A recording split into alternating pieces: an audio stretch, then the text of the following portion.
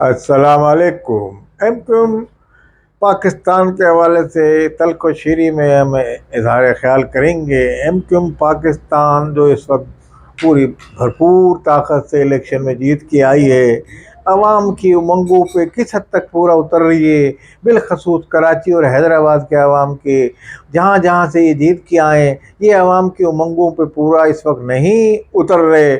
عوام جو ہے اپنے مسئلے مسائل کا شکار ہیں۔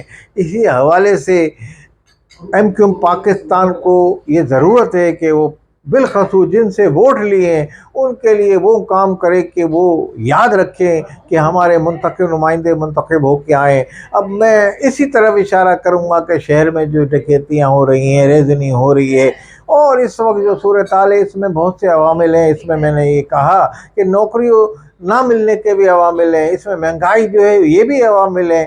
اس طرح سے جو یہاں کے عوام جو جاب لیس ہیں، وہ جب صبح جاتا ہے آدمی، شام کو گھر آتا ہے، گھر والے پوچھتے ہیں کہ بھائی کیا پیسے آپ دیں، تو اس کے پاس کوئی نہیں ہوتا اس کا جواب۔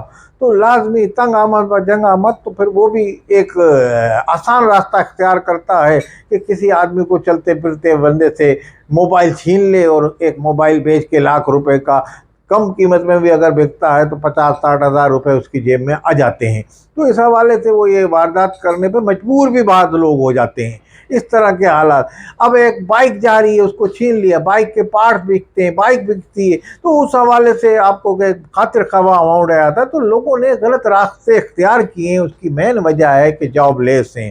جاب لیس شہر کے لوگ جو موٹر سائیکل کے حوالے سے بڑا ٹیکنیکل مسئلہ ہوتا ہے، اس کا جاب کہاں مکے گا، کس کو دینا، ایک پورا ایک نیٹ ورک ہوتا ہے۔ ابھی کباڑیوں کے خلاف کراچی میں آپریشن کیا گیا کہ کباڑی جو ہے پرانا اسپیئر پارٹس لیتے ہیں گاڑیوں کے اور بیٹریاں اور اس طرح سے، تو انہوں نے بھی کاروبار بند کر بڑی مارکیٹوں میں چھاپے مارے گئے اس طرح کے۔ تو آپ کو اگر چھاپے مار رہے ہیں تو اس پہ بھی آپ وہ کریں۔ ایم کیو ایم پاکستان جیت کے آئی ہے، الیکٹڈ جو اس کے نمائندے ہیں ان کو یہ چاہیے اپنے عوام کے لیے پرائیویٹ سیکٹر میں جاب پیدا کریں، پرائیویٹ سیکٹر میں ان کو یہ کہیں اب کس طریقے سے کہ زیادہ سے زیادہ نوکریاں لگائی جائیں۔ اب اگر سرکار میں نوکری نہیں ملتی تو پرائیویٹ سیکٹر میں ان کے لیے انتظامات کریں۔ ایم این اے ہمارے جو ہیں کیونکہ یہ جو سرمایہ کار ہیں ان سے رابطے کریں اور ان کو کہیں کہ ہمارے اتنے آدمی رکھیں، اور لوگوں سے درخواستیں ہر سیکٹر وائز ایم این اے کے دفتر کے باہر وہاں درخواستوں کا بورڈ لگا دیا جائے کہ ہمیں یہ درخواستیں دی جائیں جاب کے لیے۔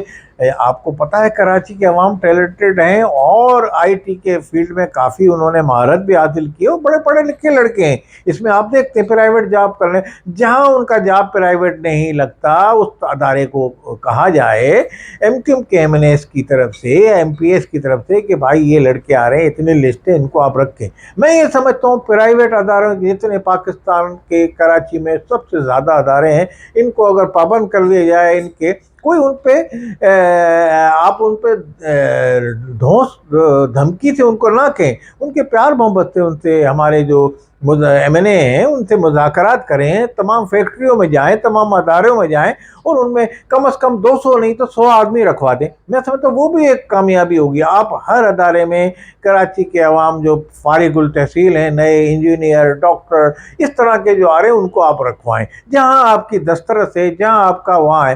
آپ یہ کہتے ہیں سندھ حکومت میں ہماری دسترس نہیں ہے، جہاں دسترس ہے پرائیویٹ ایم این اے کی تو بات مانے گا نا کوئی بزنس مین۔ کراچی کے بڑے بڑے بزنس مین ہیں، داؤد گروپ ہے، آدم جی گروپ ہے، اور بڑے بڑے اور بھی بڑی بڑی کمپنی ہیں ملٹی نیشنل، ان کو آپ پابند کریں کہ جناب 100 آدمی آپ نے رکھنے یا 500 آپ نے رکھنے، تو اس طریقے سے جاب کا مسئلہ کسی حد تک حل ہو جائے گا۔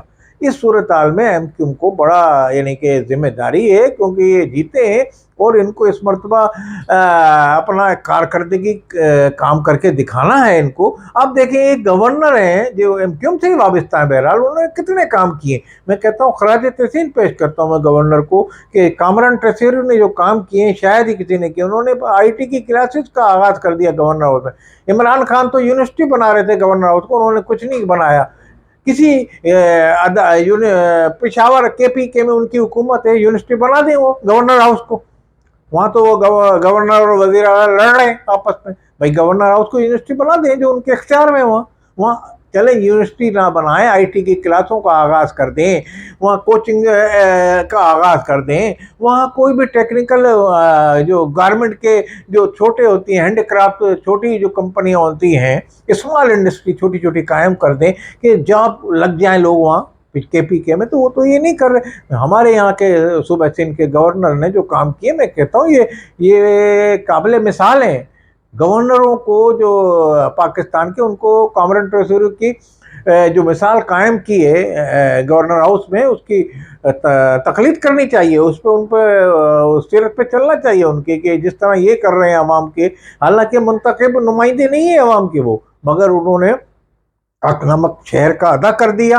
मैं समझता हूँ कॉमन ट्रेजरी ने बहुत काम किया और ये एमक्यूएम के क्रेडिट में जाता है। तो मैं ये समझता हूँ कि इसी तरीके से एमक्यूएम के एमपीए एमएनएस को ये काम करना चाहिए आवाम के लिए। जो उनका वोटर है उसको नौकरी नहीं मिल रही, वो धक्के खा रहा है, बाहर के मुल्क जा रहा है, जब तक वो पाकिस्तान में है उसको यहाँ आप जॉब दिलाएं। अगर बाहर के मुल्क में भी आपकी रसाई है तो उनके लिए वहाँ भी आप बंदोबस्त करें। मैं ये तो समझता हूँ एमएनएस को बाहर का दौरा करना चाहिए। सऊदी अरब के लोग आते हैं, यूएई के लोग आते हैं, कुवैत के लोग आते हैं, उनके सफ़ीर से मुलाकात करके उनके अपने लोगों के जॉब के लिए उन पर बात करें और उनके लिए रास्ते खुलें, के राहें खुलें उनके लिए बाहर जाने के लिए। क्योंकि कराची और हैदराबाद के अवाम बहुत सफ़र कर रहे हैं और लाजमी डोमिसाइल के मसले मसाइल और कहीं ऐसी हालात हैं कि हुकूमत के पास पैसा नहीं है अदारों में नौकरियां देने के लिए, नौकरियों को तनख्वाह देने के लिए।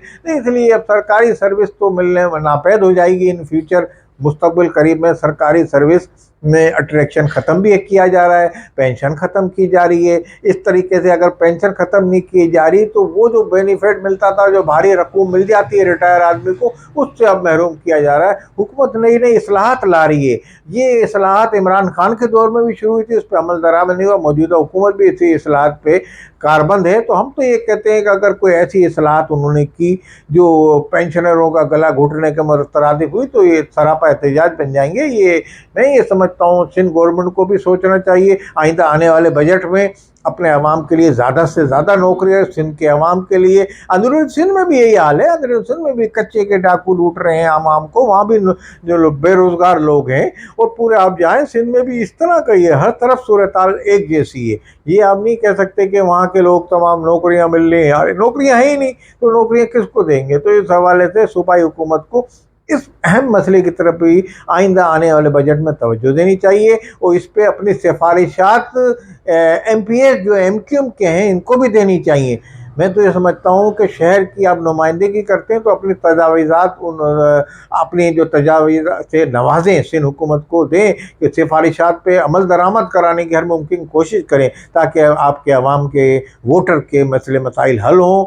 और जो हमने ये सजेशन दी है कि आप जो प्राइवेट सरमायाकार जो हैं उनसे, वो ताजिर जो हैं कराची के, इनसे रब्ता करें अपने अवाम को मुलाजमत दिलाने के लिए, ये ताकि शहर में लुटेरा या हालात मजबूरी कोई बेचारा नान शबीना को मोहताज है, अगर वो डकैती मार रहा है या कोई चोरी कर रहा है तो उससे भी इसकी भी हौसला शिकनी हुए, ऐसे अनासिर की भी हौसला शिकनी हो और कानून को अपना रास्ता बनाना चाहिए। जो पेशावर डकैते हैं उनके खिलाफ तो सिंध में ये जो हमने जिनकी निकात की तरफ हमने इशारा किया है, इसमें फौरी तौर पर सिंध हुकूमत को और एमक्यूएम को तवज्जो देनी चाहिए और आने वाले बजट में अवाम की फलाह बहबूद के लिए सोचना चाहिए।